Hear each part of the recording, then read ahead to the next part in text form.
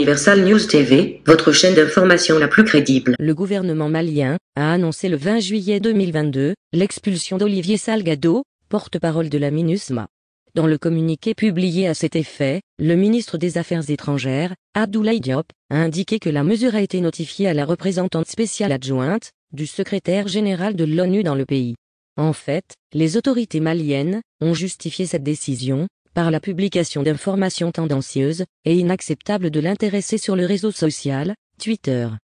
Dans une analyse, le président Bondakani est revenu sur les enjeux autour de cette expulsion. Suivons maintenant le décryptage des enjeux autour de cette expulsion, par le président Bondakani, qui est sur le plateau de Steve Jocelyn-Goss. Suivons. Mali, expulsion du porte-parole de la MINUSMA, une gifle aux envahisseurs. Vous avez justement suivi cette actualité, nous étions d'ailleurs ensemble. Lorsque ce communiqué nous a été envoyé par les autorités maliennes, on parle de cette expulsion sous 72 heures on le dit comme ça, du porte-parole de la MINUSMA, Olivier Salgado, qui à un moment donné s'est pris pour Dieu. Vous parlez de ce voyou, ce petit voyou qu'on a expulsé. Il n'est pas le premier. La majorité des représentants de l'ONU dans nos pays sont des voyous. Je répète ce que je suis en train de dire. La majorité des représentants onusiens dans nos pays sont des voyous. Commençons par baliser quelque chose, baliser d'une manière simple. Ce n'est pas nouveau ça. Il n'y a rien de nouveau à Bamako. L'ONU a toujours procédé ainsi. C'est devenu une culture à l'ONU, une culture raciste, anti-nègre, de mépris. Leurs représentants onusiens peuvent se permettre tout et n'importe quoi ici, même quand ils sont africains. Dès qu'ils ont le manteau de l'ONU là, ils se croient tout permis, ils regardent leurs frères de haut, ils méprisent, ils sont en terrain concret, on ne va rien faire, ils violent des enfants, ils violent des femmes, ils font des crimes, on ne fait rien. D'où voulez-vous qu'ils prennent conscience et croient qu'il faut un peu s'ajuster? C'est ce qu'ils font en RCA. C'est ce qu'ils font depuis les années 60 en RDC. C'est ce qu'ils font partout dans les pays africains. Nous sommes clairs, l'ONU est une organisation criminelle. Le fait que des États africains y siègent et justifient ça par la diplomatie, soit, mais nous on dit la vérité, c'est une organisation criminelle. Elle est devenue une organisation criminelle dans sa relation avec l'Afrique. Donc, quand l'affaire des 49 soldats ivoiriens, il y avait des mercenaires ivoiriens, a éclaté, nous avons dit que le Mali tenait le bon bout. Oui. Et que ça c'est divin. Vous savez, moi et vous, nous parlons beaucoup de Dieu. Oui. Sans appartenance religieuse. Du tout. Voilà. Ça c'est divin ça. Nous avons dit que le Mali tenait le bon bout là. Parce que l'affaire des mercenaires ivoiriens, mon cher Jocelyn, implique sérieusement l'ONU dans ses crimes absolus sur le continent. Comment ils travaillent? On met la façade onusienne dedans pour perpétrer des pratiques dignes de la pègre. De la pègre dans le continent. C'est de cela qu'il s'agit. Vente de la drogue, trafic de matières premières, prostitution, prosélytisme, des choses que vous ne pouvez même pas imaginer. Les Africains ne savent pas que l'ONU est l'organisation la plus mal gérée même de l'histoire de l'humanité, au regard des ressources qu'elle a accumulées par rapport aux institutions anciennes. Je parle de ressources intellectuelles, je parle des ressources informationnelles, et je parle des ressources financières. L'ONU, les gens ne le savent pas. Les rapports des audits internes à l'ONU commandés qu'on a mis sous le manteau démontrent que vraiment s'il fallait mettre en scène, c'est-à-dire s'il fallait, comment dire ça, exécuter les résultats des audits, on aurait fermé ce machin depuis très longtemps. C'est quelque chose de pas... C'est tellement mal géré, mais c'est fait exprès. On les tient tous comme ça. Oui. Les patrons, les marchés financiers, les patrons, les 13 familles et consorts, ça les arrange d'avoir une institution internationale, mais qui est une organisation de la pègre, où tous ceux qui y travaillent sont mouillés et qu'on tient par les queues. C'est là qu'il s'agit, mon cher Jocelyn. Parce que quand on parle de l'ONU, on peut croire que l'acte de ce petit voyou est isolé. Il appartient à une organisation voyou. Donc il ne peut qu'être voyou. Qu'a fait le bandit de Yonggi Choi en Côte d'Ivoire? Mais il coule il se la coule douce chez lui. Et on a amassé des milliards ici. Depuis la Côte d'Ivoire. Tous ces trafics qui ont permis d'arriver au pouvoir de M. Ouattara. L'ONU n'a pas eu honte de cheminer avec des rebelles. Main dans la main avec des rebelles. Pour violer la constitution d'un pays. Violer sa propre charte. Et installer ce qu'on appelle président en Côte d'Ivoire. C'est ce qui se passe au Mali, c'est ce qu'on prépare au Mali. Vous allez comprendre que quand vous allez faire les liens de tout ça, vous allez comprendre le rapport entre les 43 mercenaires, le comportement de ces petits voyous et tout ce que vous êtes en train de voir autour depuis que cette affaire des 43 mercenaires a commencé. Voilà un monsieur qui se permet de défendre les 43 mercenaires sur des bases non fondées. On lui dit à Paul, la preuve est sortie, il est incapable. Il va se masquer derrière le mépris raciste d'apparence, mais pour cacher le fait qu'il est mouillé jusqu'aux os et qu'il est au cœur d'un réseau qui vise à renverser le régime malien. C'est de cela qu'il s'agit. Peut-on dire aujourd'hui que justement l'ONU était au cœur de ce qui devait se passer le 10 juillet? Elle a toujours été au cœur de tous les complots contre l'Afrique depuis qu'elle existe. Elle a trahi les mandats de tutelle qu'on lui a donnés pour soi-disant conduire les pays africains qui ont toujours été indépendants, historiquement, à l'indépendance formelle, version occidentale, depuis Yalta. L'ONU a toujours été ça. Mais allez voir, elle nous a toujours trahi. Si vous prenez le cas de Cameroun, oui, un pays qui n'a jamais été colonisé après l'Allemagne, par quelle magie a-t-on transformé le Cameroun en colonie française et anglaise? Je ne sais pas. Mais tout ça a été accompagné par l'ONU. Jusqu'au fameux référendum qui nous a fabriqué ce machin, ce clivage qu'on a aujourd'hui et qui fout la merde dans ce beau pays, soi-disant tribu anglophone, tribu francophone. Ça, c'est l'héritage direct de l'ONU. Le président camerounais l'a rappelé au forum, dans un forum à Paris. Il est obligé de leur rappeler ça. Que ben, ça, c'est vous qui avez créé ça. Donc, l'ONU était au cœur du complot. J'ai indiqué à l'Afrique et aux Africains que, avant les années 2000, il y avait un monsieur qu'on appelle Kofi Annan qui était à l'ONU. Évidemment, c'est un noir, c'est un Ghanéen. Oui. Bon, à la peau noire. À la peau noire. Ce monsieur est arrivé, secrétaire général de l'ONU. Vous savez comment? Il a d'abord couvert le génocide. Vous savez, il a demandé pardon pour ça. Il était à l'époque secrétaire adjoint chargé des opérations de maintien de la paix. Il a donné le gage en permettant ce qu'on a l'horreur qu'on appelle génocide au Rwanda. Ça a permis qu'il est devenu secrétaire général. Contre M. Boutros Boghali, bon, petit pion de la France, mais qui ne plaisait pas aux Américains. Quand Kofi Annan arrive au secrétariat général de l'ONU, violant la charte de l'ONU, il décide de faire un partenariat avec les multinationales pour soi-disant conduire le monde à la prospérité économique et inclusive. Intégrant de ce fait dans ce qu'on appelle les composantes onusiennes une entité qu'on appelait multinationale. Depuis ce moment, M. Ngoss, depuis ce moment, nous avons vu pondre des trucs comme les agendas, le millénium, des trucs comme ça de l'ONU, les fameux objectifs du millénaire, oui, où l'ONU décide qu'elle va sortir les pays africains de la pauvreté.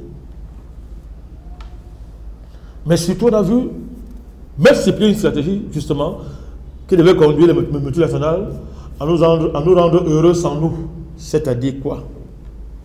On a mis en place un organisme qu'on appelle United Nations People Organization, UNPO.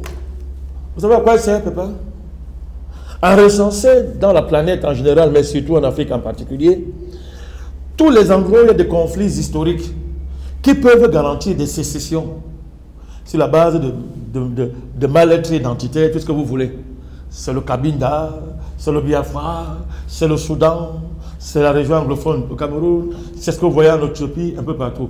Le rôle de United Nations People Organization est de recenser, d'encourager cette organisation sous couvert de promotion des droits de l'homme et du droit à l'autodétermination.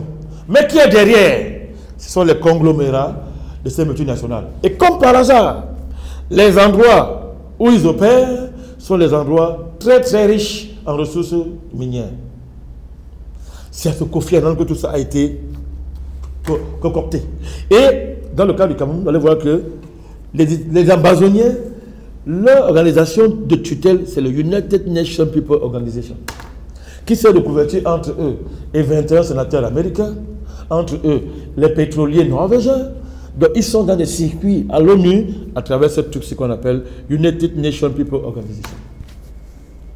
Alors, dites-moi, un truc comme ça, que quand l'ONU arrive à ce niveau, comment on fait pour que les États africains et leurs dirigeants nous fassent croire qui vont arrêter un pareil projet par la diplomatie, l'élégance, la gentlemania, les faux sourires.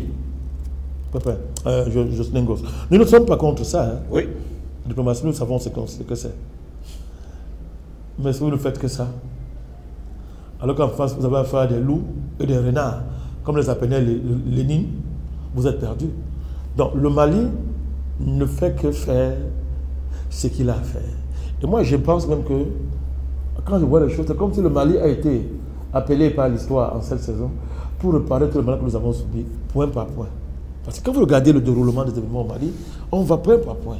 C'était la France, après c'est l'Union européenne, après c'est l'ONU. Et on est en train de voir où ça va aller, parce que j'ai suivi dans mes réseaux que des manifestations géantes se préparent, oui, spontanément par le peuple pour demander en fait le départ de la MINUSMA. Le Mali risque d'être le premier pays africain à faire partie d'un contingent des Nations Unies.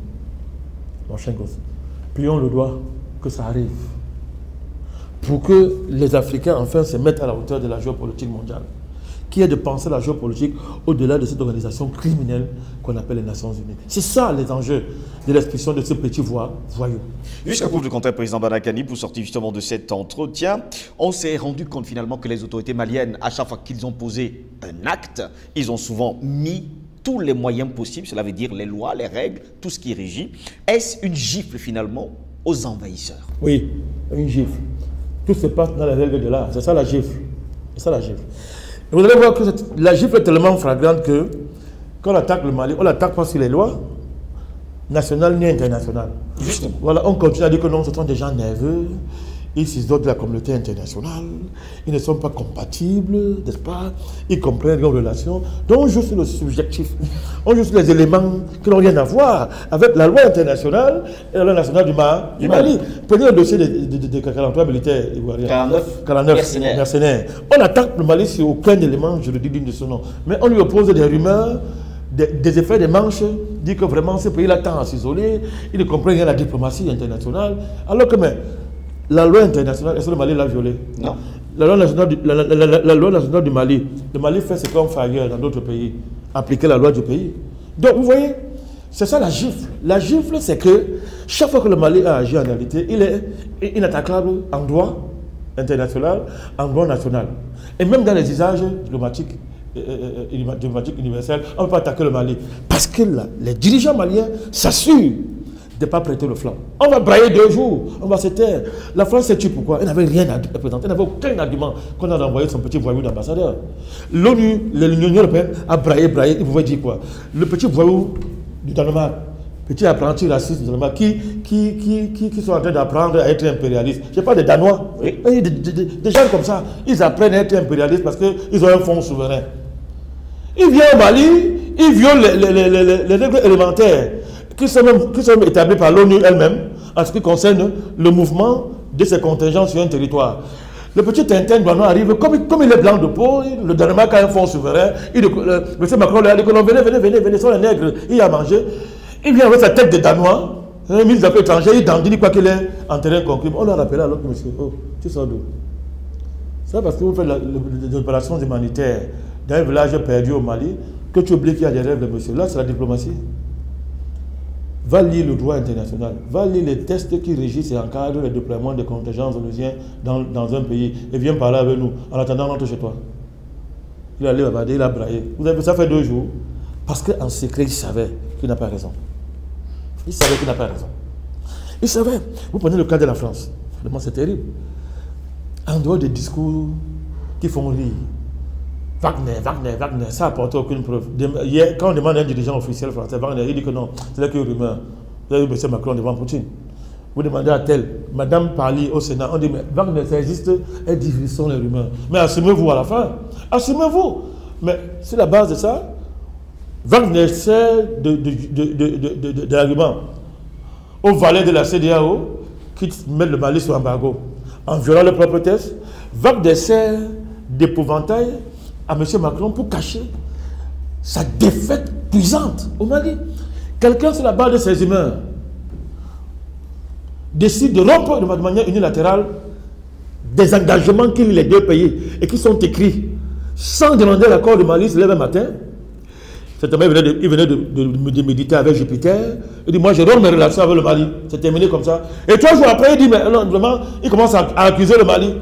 Dites-moi, monsieur Goss, qu'est-ce que monsieur Choguel Maga a dit au Mali, à l'ONU, de mauvais, qui puisse rendre fou le Jupitérien et toute la clique des soi-disant dirigeants français? Le fait d'avoir dit qu'on a abandonné le Mali en plein vol, dites-moi dans cette phrase, dans cet ensemble de mots, qu'est-ce qu'il y a là de mauvais? A dit, un premier ministre va à l'ONU, il dit que bon, on nous a abandonnés en plein vol. Ça rend fou Macron.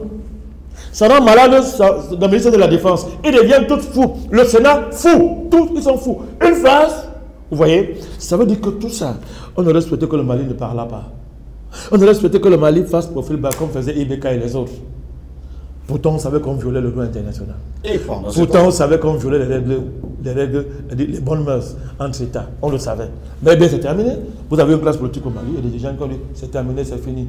Le pays de Sundiata Keita va retrouver son rayonnement historique, veut ou pas. Il fut un temps où on déclarait haut et fort que les Africains ne peuvent pas penser par eux-mêmes, mais jusqu'à preuve de contraire, le Mali prouve à la face du monde aujourd'hui que par les lois, par les règles, par la diplomatie, eh bien, elle confond ses adversaires. Est-ce à dire finalement que ces adversaires-là ne connaissent absolument rien de la diplomatie, des lois, des droits, des règles, ou alors tous les jours ils les enfreignent? Je vais vous rappeler un souvenir d'enfance que vous connaissez très bien. Quand un jeune garçon arrive à la puberté, il pense toujours qu'il invente le monde. Oui. Vous n'avez pas observé ça? Et il pense qu'il est en train de faire, personne n'a fait ça avant lui. Jusqu'au jour où il s'écroule devant sa première déception et il retourne vers les anciens. Il dit, oh petit, bienvenue, bon maintenant on va t'apprendre les règles de l'art. Ceux qui n'ont jamais pensé, ont commencé à penser. Il y avait quelques siècles à Athènes et à Rome, alors que pendant plus de 5000 ans, les gens avaient pratiquement achevé la pensée en Égypte. Leurs savants sont arrivés en Égypte, ils étaient les derniers de la classe. Ils sont partis là-bas, derniers de la classe, pour devenir premiers chez eux, en Grèce et à Rome. Premiers, ils étaient derniers chez nous. Pythagore, tous ces gens, Pythagore, les Aristote, le dieu des Européens, le fondateur de la rationalité logique occidentale, Aristote, c'était un plagiat des Égyptiens, c'est connu, Aristote. Quand Alexandre est arrivé et a confisqué la bibliothèque d'Alexandrie, Aristote allait voler tout ça. On connaît l'histoire, il a pris tout ça, on l'a mis à disposition, et s'est mis à copier point par point comme un plagiat de bas niveau. On connaît l'histoire. Mais est-ce que vous êtes surpris qu'après, il commence à dire que c'est nous qui avons inventé la pensée? C'est un complexe. Parce qu'il ne faut pas qu'on rappelle qu'avant eux, 5000 ans et plus ont vu couler dans une vallée, celle du Nil, le savoir et la science. C'est comme ça. L'imposture, c'est cela qu'il s'agit. Ils n'ont jamais pensé. S'ils avaient pensé, ils ne se comporteraient pas comme ça. Parce que là, ce n'est pas la pensée, c'est la violence. Parce que là, ce n'est pas la pensée, c'est l'imposture. Là, ce n'est pas la pensée, c'est le mensonge qui est à l'œuvre du jour. Le processus malien est extraordinaire. Il est extraordinaire parce que on voit un État dans une dynamique révolutionnaire. Ne me vendez pas. Ne faites pas dans la jactance révolutionnaire. Pose des actes et s'assure que dans ces actes, il concilie le respect des engagements internationaux de l'État et l'innovation politique pour faire la révolution. C'est ça le processus malien. Ngos, je vous pose une question. Qu'est-ce que le Jupitérien peut comprendre de ça?